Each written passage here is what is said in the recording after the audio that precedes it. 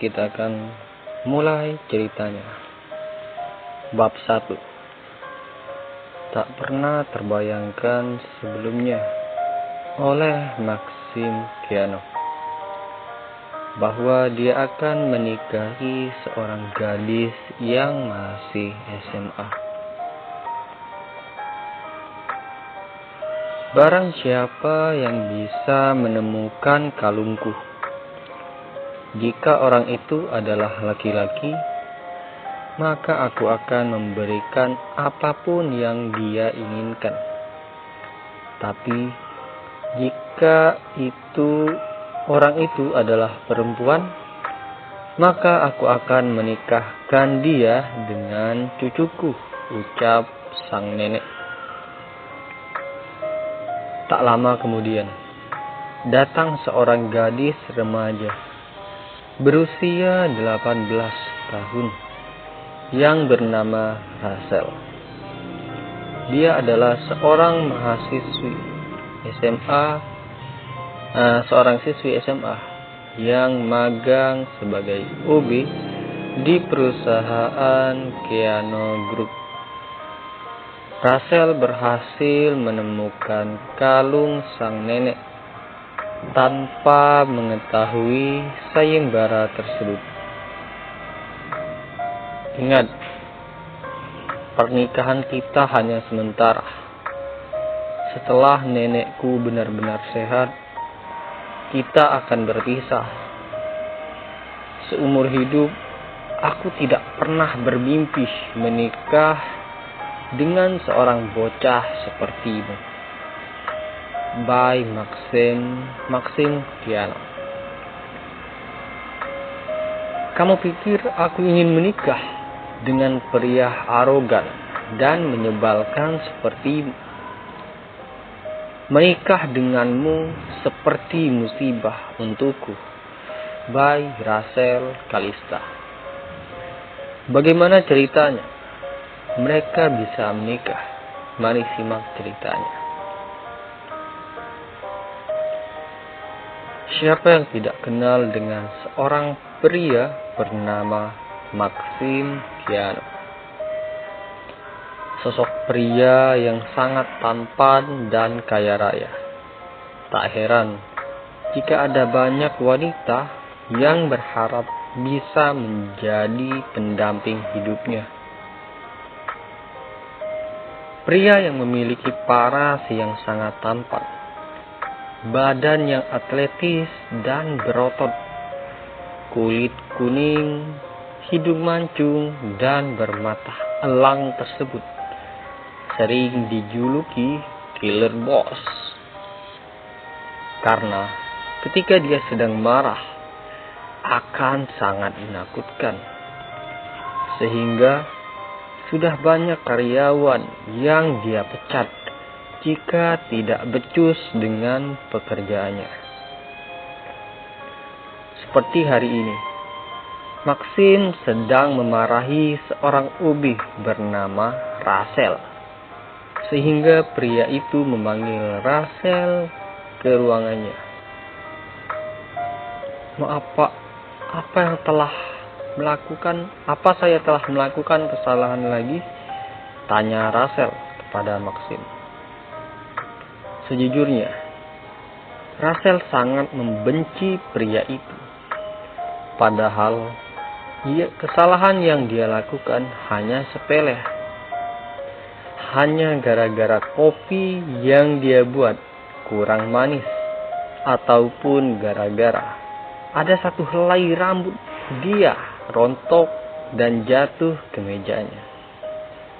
Hal seperti itu seakan menjadi masalah besar bagi Maxim.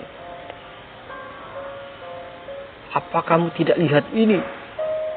Tanya Maxim dengan nada ketus sambil memperlihatkan jari telunjuknya yang ada setitik debu.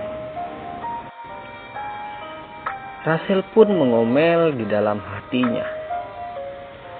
Dia membayangkan dirinya yang sedang menjambak rambut Maxim sambil bilang, "Astaga, hanya setitik debu saja sampai harus dipermasalahkan.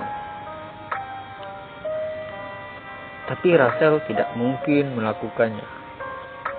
Dia harus menahan diri dan harus tetap sopan, bersikap ramah dan sopan. Dia sangat membutuhkan pekerjaan itu, walaupun hanya sebagai OB di perusahaan Keano Group. Maafkan saya, Pak. Lain kali saya tidak akan melakukan kesalahan lagi. Maxim menghela nafas dengan kasar.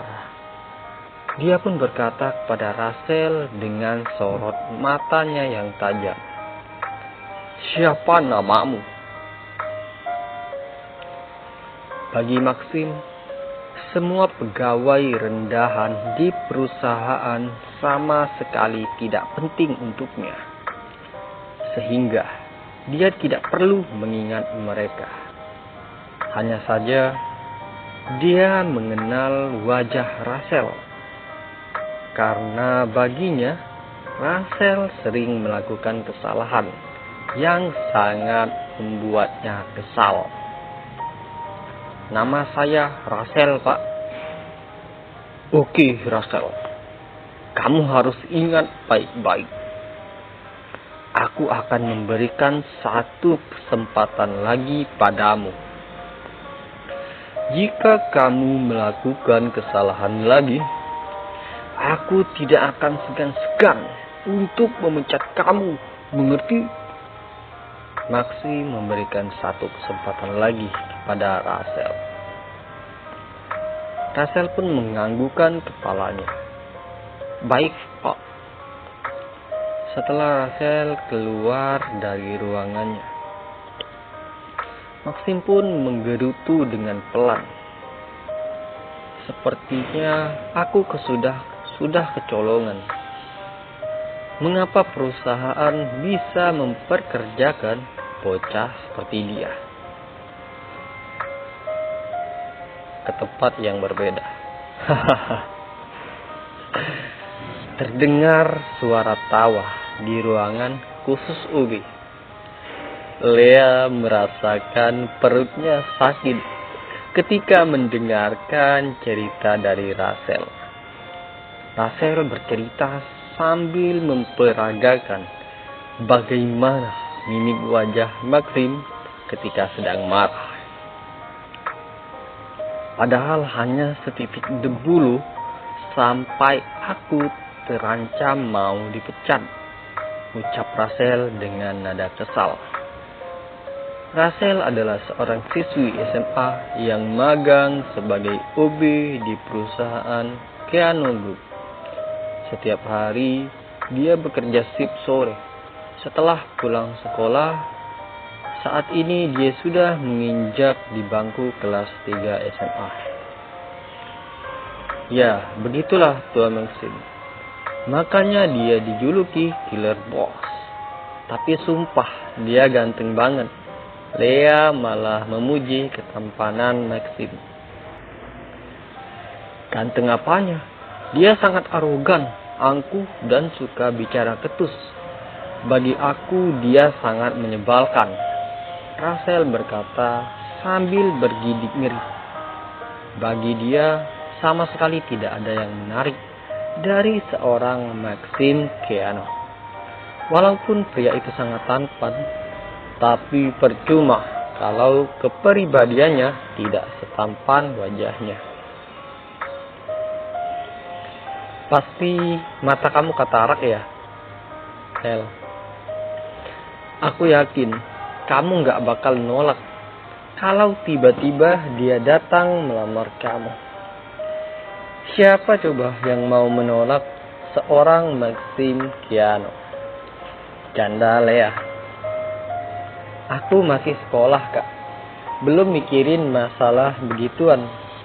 Lagian masa seleraku om-om?" Gadis seusia Rachel memang belum memikirkan masalah pernikahan. Dia sangat berharap setelah lulus sekolah, dia bisa melanjutkan kuliah. dan dia merasa memang usia Maxim terlalu dewasa untuknya. Dia sebentar lagi akan menginjak usia 18 tahun, sedangkan usia Maxim sudah 25 tahun. Lea pun tertawa. Oh iya, aku lupa, kamu kan masih bocah. Ish, aku sebentar lagi 18 tahun kak. Udah gede lah, udah bisa cari uang. Rachel paling kesal kalau ada yang masih menganggapnya masih bocah, walaupun dia memang masih remaja. Rachel adalah karyawan yang paling mudah. Sifatnya yang ceria membuat dia gampang beradaptasi dengan semua OB yang bekerja di perusahaan itu, termasuk Lea. Gara-gara Maxim sering mengomelinya, sampai Rachel sering bermimpi buruk. Dia bermimpi Maxim datang ke dalam mimpinya. Bagi Rachel, memimpikan Maxim jauh lebih menyeramkan daripada bermimpi horor. Apalagi kalau sampai tinggal bersama dengan pria itu. Dia tidak bisa membayangkannya. Jangan sampai pernah terjadi. Lagian dia masih sekolah. Tidak pernah bermimpi akan menikah muda. Kita berpindah ke tempat yang berbeda. Dimension Piano. Terlihat ada banyak pelayan yang sedang sibuk mencari keberadaan kalung milik nenek Margareta. Kalung itu sangat berharga bagi sang nenek, karena kalung tersebut adalah kado pernikahan dari mendiang suaminya. Aku tidak mau tahu. Kalian harus menemukan kalung itu. Nenek Margareta memberikan perintah kepada semua pelayan yang ada di mansion. Bahkan dia juga sudah melaporkannya kepada polisi. Sehingga banyak polisi yang menggerahkan seluruh anggotanya untuk mencari kalung yang harganya sangat fantastis. Bagi nenek Margareta, dia sama sekali tidak mempersalahkan harga kalungnya. Tapi kalung itu sangat berarti untuknya, memberikan banyak kenangan yang tidak akan pernah bisa dia lupakan. Saking frustasinya karena sudah hampir 2 hari kalung tersebut belum juga ditemukan, sehingga wanita tua itu pun berkata, "Barang siapa yang bisa menemukan kalungku, jika orang itu adalah laki-laki, maka aku akan memberikan apapun yang dia inginkan. Tapi jika orang itu adalah perempuan, maka aku akan menikahkan dia dengan cucuku." Nenek Margareta tidak akan pernah main-main dengan ucapannya. Namun, bagaimana kalau kalung tersebut ditemukan oleh seorang gadis remaja? Apakah sang nenek tetap akan memenuhi janjinya? Oke guys, sekian dulu dari Mimin. Jangan lupa like, comment, and subscribe. Kita nantikan di episode kedua. Saya Mimin. Bye-bye.